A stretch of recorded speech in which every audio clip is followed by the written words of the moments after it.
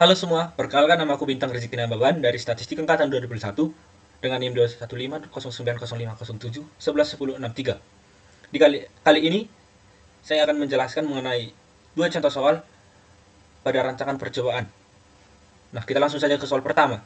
Kita langsung ke pertanyaannya. Berdasarkan penelitian di atas, rancangan apa yang sebaiknya digunakan pada percobaan tersebut? Sajikan analisis seragam dan berikan kesimpulan. Pada percobaan di atas, dapat kita gunakan rancangan percobaan yaitu rancangan acak kelompok faktorial. Karena media tanam pada percobaan ini tidak homogen, di mana pada petak pertama itu merupakan media tanam bekas tanaman jagung dan petak kedua merupakan media tanam bekas tanaman kacang tanah, yang artinya perlu ada pengelompokan. Data pada percobaan ini juga dipengaruhi dua faktor, yaitu faktor A, 3 jenis pupuk kompos dan 3 levelnya, dan faktor B, dosis pupuk nitrogen dan 3 levelnya, yang berarti terdapat 9 kombinasi perlakuan.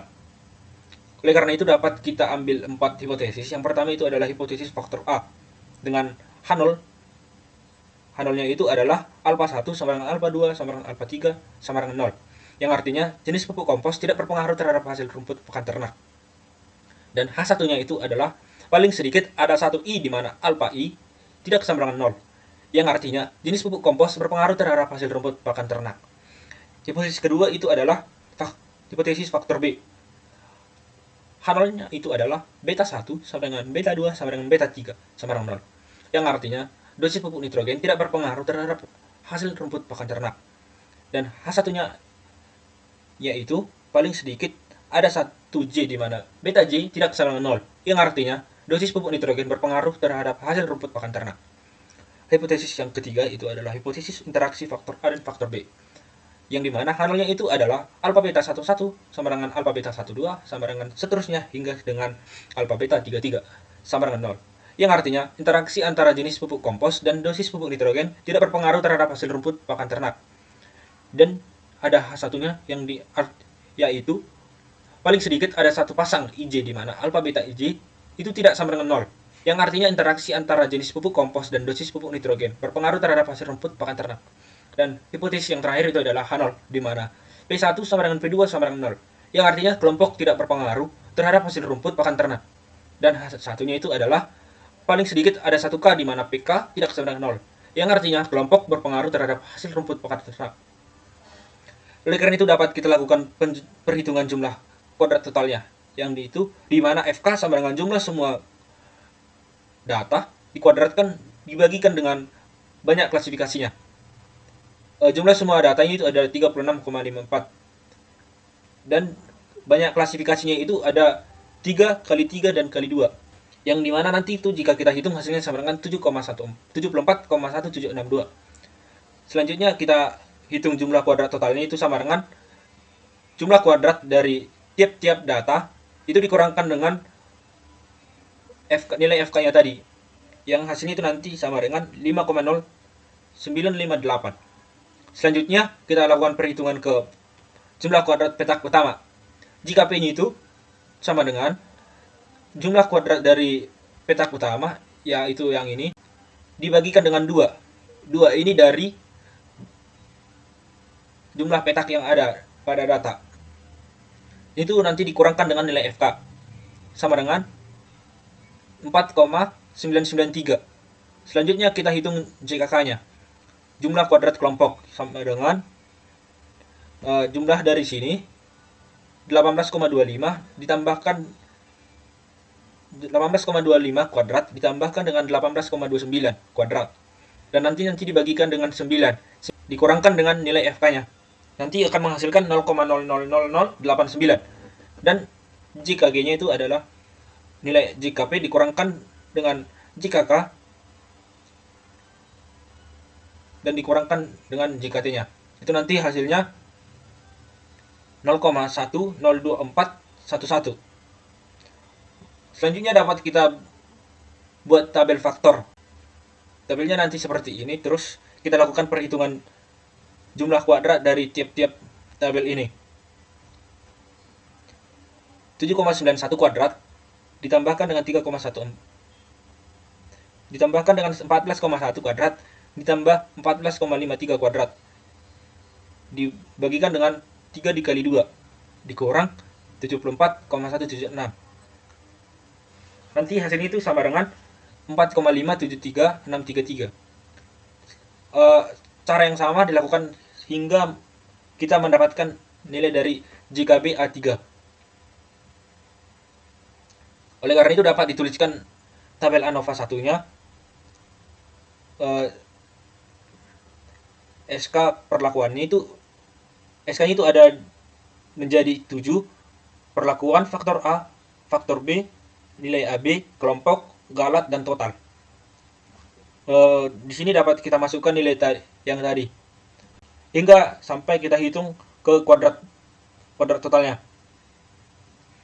yang dimana ini dari pembagian dari jumlah kuadrat dengan derajat bebasnya.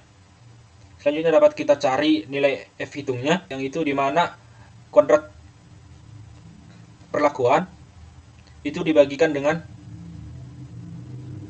kuadrat galat, kuadrat total dari galat. Oke, cara yang sama juga dilakukan terhadap faktor A dibagikan dengan kuadrat total dari galat, sampai ke kuadrat total dari kelompok dibagikan dengan kuadrat total dari galat. Jadi hasilnya seperti ini.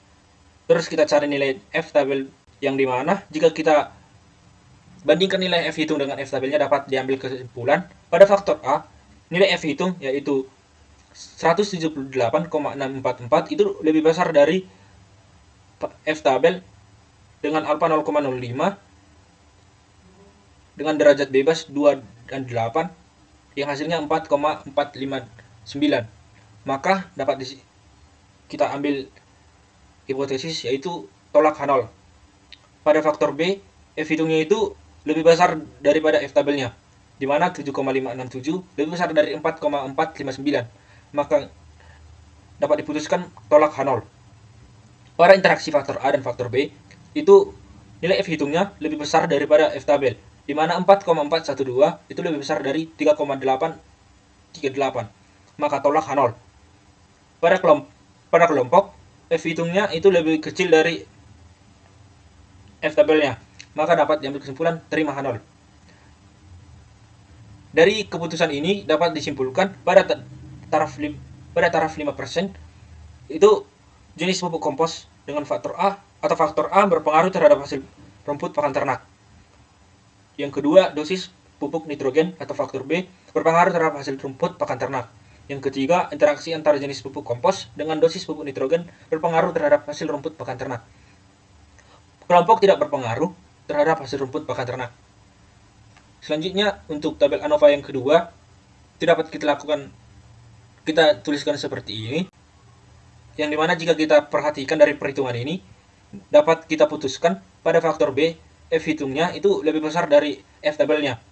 Maka dapat diputuskan tolak H0. Pada faktor A dalam B1, F hitungnya itu lebih besar dari F tabelnya. Maka dapat diputuskan tolak H0. Faktor A dalam B2 itu lebih besar. Pada faktor A dalam B2, F hitungnya itu lebih besar daripada F tabelnya. Maka dapat kita tolak H0-nya. Pada faktor A dalam B3, F hitungnya juga lebih besar daripada F tabelnya. Maka tolak H0. Pada tabel ANOVA 2, dapat disimpulkan dosis nitrogen faktor B berpengaruh terhadap hasil rumput pakan ternak. Dan kesimpulan kedua, jenis pupuk kompos pada dosis pupuk nitrogen N1, N2, dan N3 berpengaruh terhadap hasil rumput pakan ternak. Selanjutnya, tabel ANOVA ketiga, seperti pada layar, itu dapat kita lakukan perhitungan, sehingga dapat diputuskan pada faktor A, F hitungnya itu lebih besar daripada F tabelnya. Maka tolak H0. Pada faktor B dalam faktor A1, F hitung itu lebih kecil daripada F tabelnya. Maka terima H0. Pada faktor B dalam faktor A2, F hitung itu lebih besar dari F tabelnya, maka tolak H0. Pada faktor B dalam A3, F hitung itu lebih kecil daripada F tabelnya, maka dapat kita simpulkan terima H0. Sehingga pada tabel ANOVA ketiga ini dapat disimpulkan jenis pupuk kompos atau faktor A berpengaruh terhadap hasil rumput pakan ternak. Dosis pupuk nitrogen pada jenis pupuk kompos A dan B dan C tidak berpengaruh terhadap hasil rumput pakan ternak. dosis pupuk pada jenis pupuk. Dosis pupuk nitrogen pada jenis pupuk kompos B berpengaruh terhadap hasil rumput pakan ternak. Yang selanjutnya pada soal yang kedua. Kita lanjut ke pertanyaannya. Berdasarkan penelitian di atas, rancangan apa yang sebaiknya digunakan pada percobaan tersebut? Sajikan analisis dan berikan kesimpulan. Untuk rancangan pada percobaan ini, yang dapat digunakan adalah rancangan acak lengkap split plot. Karena data pada percobaan adalah hasil dari percobaan dengan media yang diasumsikan homogen yang memiliki faktor A, yaitu 6 level sebagai petak utama, dan faktor B 2 level sebagai anak petak. Maka dapat diambil tiga hipotesis. Hipotesis yang pertama itu adalah hipotesis faktor A. H0 itu alfa 1-nya sama dengan alfa 2 sama dengan alfa 3 sama dengan 0. Yang artinya kombinasi pemupukan NPK tidak berpengaruh terhadap hasil produksi padi. H1-nya itu paling sedikit ada 1 I di mana alfa I tidak sama dengan 0. Yang artinya kombinasi pemupukan NPK berpengaruh terhadap hasil produksi padi. Hipotesis faktor B ada yaitu H0-nya itu di mana beta 1 sama dengan beta 2 sama dengan beta 3 sama dengan 0. Yang artinya genotip padi tidak berpengaruh terhadap hasil produksi padi. Yang kedua adalah H1-nya itu paling sedikit ada 1J di mana beta J tidak sama dengan 0. Yang artinya genotip padi berpengaruh terhadap hasil produksi padi. Dan hipotesis yang ketiga itu adalah hipotesis interaksi faktor A dan faktor B.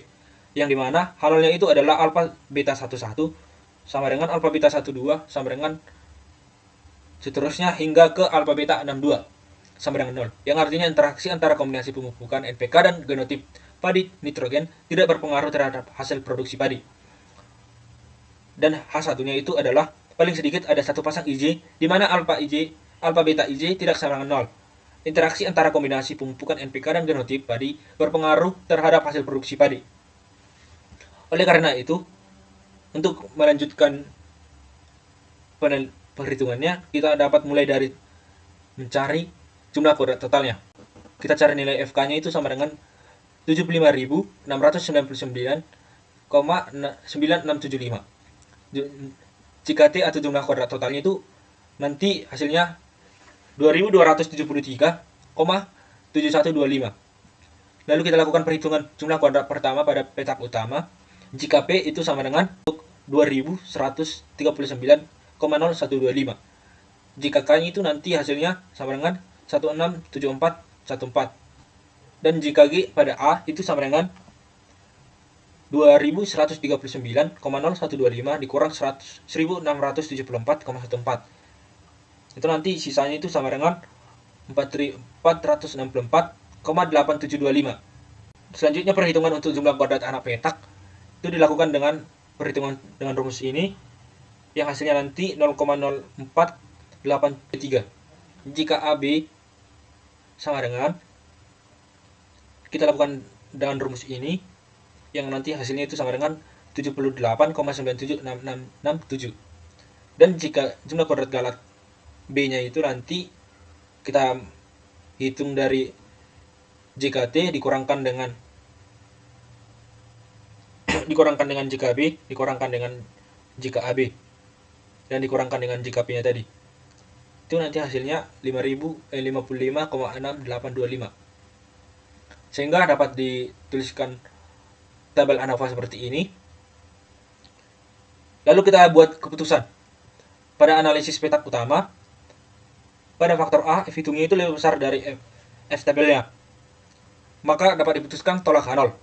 Pada analisis anak petak itu ada dua keputusan, yang dimana pada faktor B, F hitungnya itu lebih kecil daripada F tabel.